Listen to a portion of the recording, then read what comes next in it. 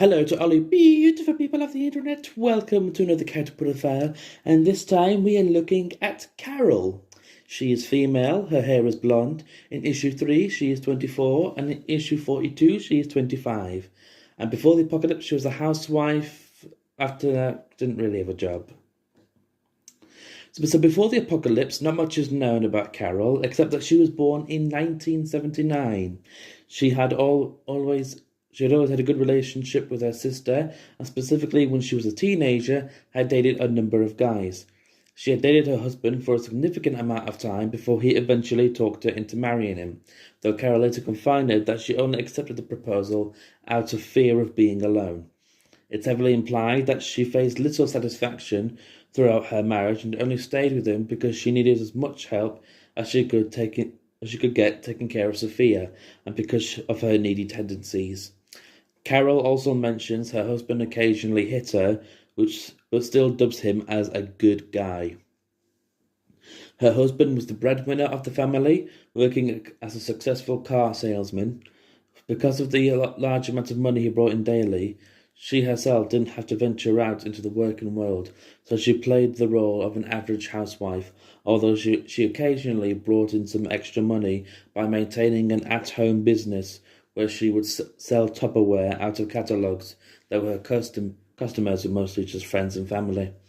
She tended to indulge in a lot of arts and crafts during her free time, including knitting and scrapbooking. After the apocalypse, Carol's parents-in-law were killed and presumably became zombies.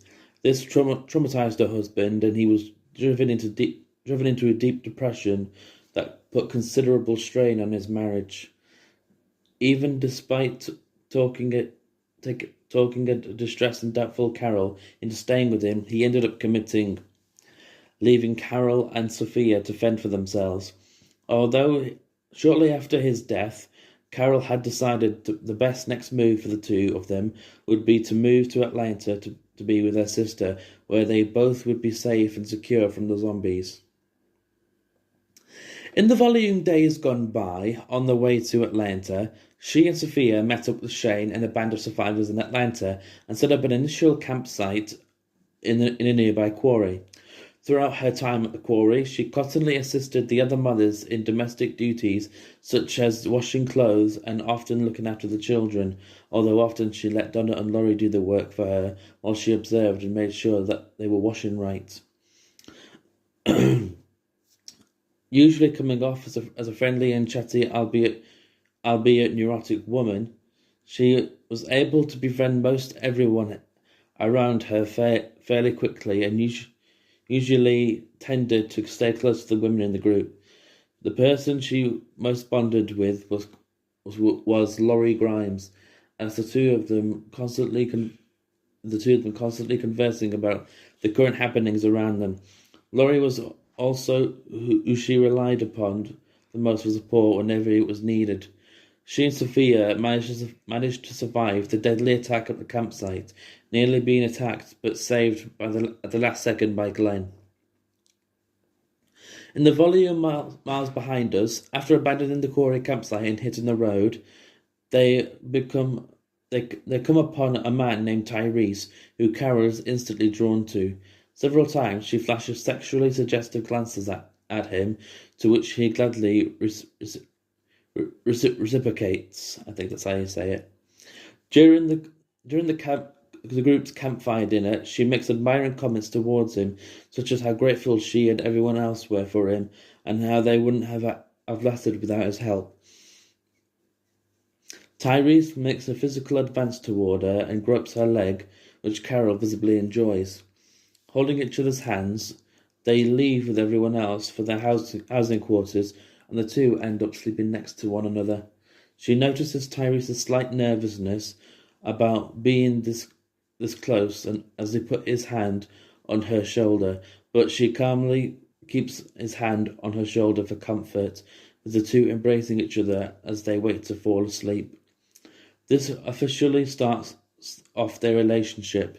The next day and so on, she appears confident in herself, in a joyful mood.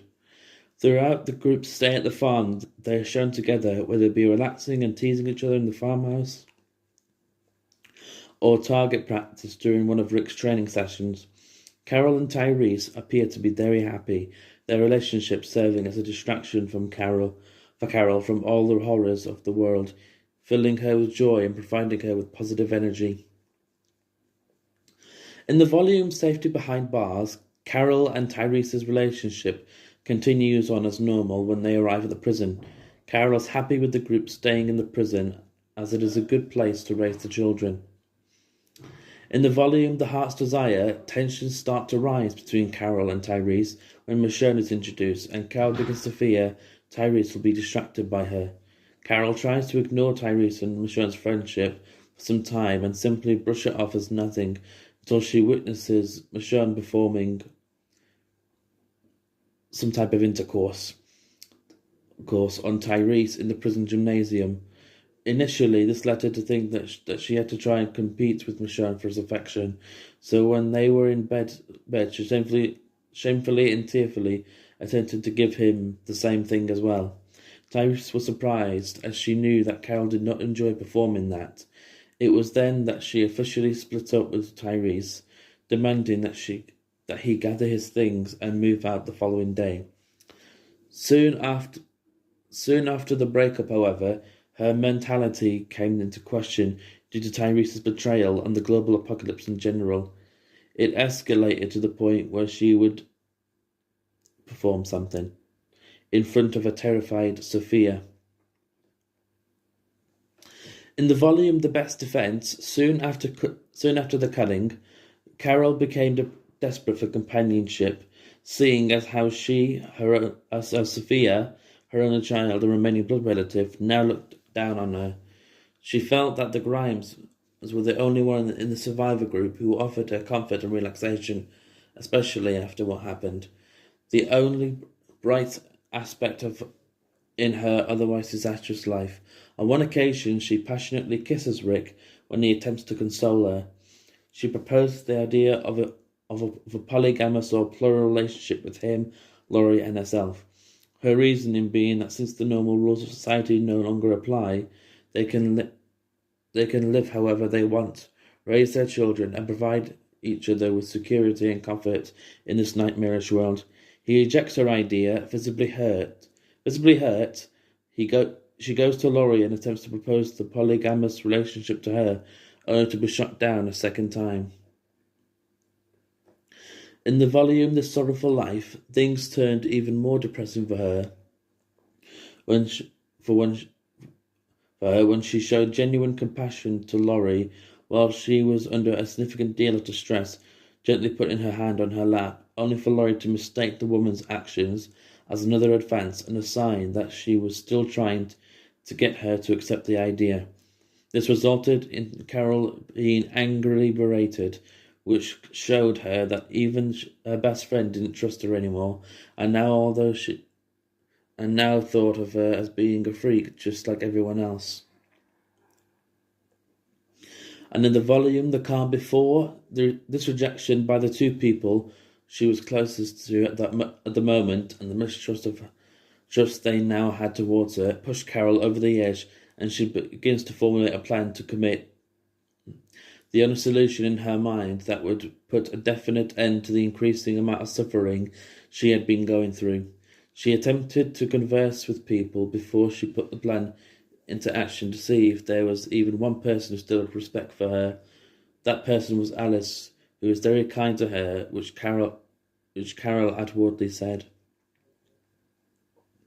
On her last day alive, she joined Laurie for a picnic outside in the prison yard and discusses with her what would happen if she were to die. Laurie agrees that she would take responsibility for Sophia, unaware of Carol's plan. She then joked about finding a man before it's too late, which Carol literally did, as she seduced and slept with Herschel's son Billy, whom she had recently taken a subtle liking to. Afterwards, she wandered into the courts where Alice was keeping a zombie for testing purposes and poured out her feelings to it. In a state of delusion, she began talking to it, explaining how everyone no longer trusted her, and that she now had no other friends in the world besides it. She moves closer and allows it to bite her and ravage her neck, while remarking, "Oh God, you do like me." enjoying the pain momentarily, knowing that she will bleed to death in a matter of seconds. A handful of survivors rushed to her side, but she refused to let anyone help her, telling them to leave her so she could die in peace. Carol died in Tyrus's arms and was killed mercifully by Andrea during her almost immediate reanimation before she had the chance to bite Tyrese, who was deeply saddened and thus vulnerable to Carol's attack. Then she was buried next to Alan. And Carol's character, explained by Mr. Kirkman, this is a quote here. I just wanted to show how stressful life in this book actually is and how crazy it can make weaker people. Carol was pretty weak, was a pretty weak, dependent person. Things wouldn't work out for people like her in this world. So yeah, that just shows how easily it can break. People can break. So that was Carol. Let me know what you thought of this character in the comments down below.